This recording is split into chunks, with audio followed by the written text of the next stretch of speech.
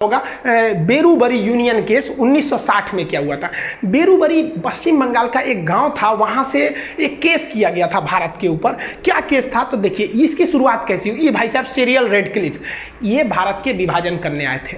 2 दिन में भारत का विभाजन करके रख दिया ये आदमी। सोचिए, ये भारत को कभी जानता नहीं था कि यहाँ कई तरह की भाषाएं बोली जाती हैं, यहाँ कई धर्म रहते हैं, धर्म के नाम पर यहाँ कितनी लड़ाइयाँ लड़ी जाती हैं आज़ादी से पहले से लेकर आज तक में। ये आया टेबल पे भारत का नक्शा रखा और काटना चालू कर दिया। यहां से ले लिया, इसने कहा कि भाई साहब ये वाला रहेगा, ये इधर से, ये इधर पाकिस्तान, एगो इधर खींच दिया, ये हो गया बांग्लादेश। इसी का नाम हो गया कि सीरियल रेडक्लिफ, जिसे आप शॉर्टकट में रेडक्लिफ लाइन कहते हैं। इसने कैसे किया तो नक्शा लिया भारत का, जितने इधर पुलिस स्टेशन थे ना, सारे पुलिस स्टेशन पर ऐसे डॉट डॉट बनाया, सबको खींच दिया। कहा कि लो इधर वाला पाकिस्तान, इधर तुम, इधर भी कहा अच्छा इसको भी बांटना है, पूर्वी पाकिस्तान को भी, कोई दिक्कत नहीं। सारा पुलिस स्टेशन को मिलाया, घचाक से एक लाइन खींच दिया, हो गया।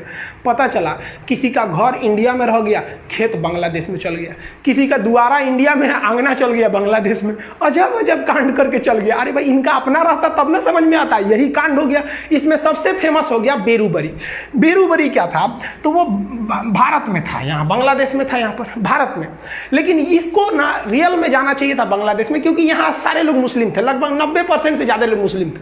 और बांग्लादेश में भी कुछ ऐसे जगह थे जहां पर 90% से ज्यादा लोग हिंदू थे। इन्हें आना चाहिए हिंदुस्तान में और इस जमीन को जाना चाहिए बांग्लादेश में, ये होना चाहिए। तो भारत ने सोचा कि एक काम करते हैं, बदला बदली कर देते हैं। कहते हैं कि भाई वो मेरी जमीन है, तुम रख लो और वहां के लोग को यहां भेज दो। ये तुम्हारी जमीन है बांग्लादेश, इसे हम रख लेते हैं, यहां के लोगों को तुम रख लेते हो।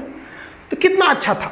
लेकिन जब ये मामला गया तो सुप्रीम कोर्ट में नेहरू जी ने, उस समय नेहरू जी प्रधानमंत्री थे, उन्होंने सोचा कि आराम से करा लेंगे। खान सर तो बताइए किए हैं कि संसद कुछ भी कर सकती है, राज्यों के नाम परिवर्तन सीमा कर सकती है। लेकिन भाई साहब खान साहब से ज्यादा होशियार है सब सुप्रीम कोर्ट का जज। सुप्रीम कोर्ट ने कहा कि ये नेहरू जी, ये जो नियमवा लग रहा है ना, ये केवल हिंदुस्तान पे लागू होता है कि आप एक राज्य को तोड़ के दूसरे को दे सकते हैं।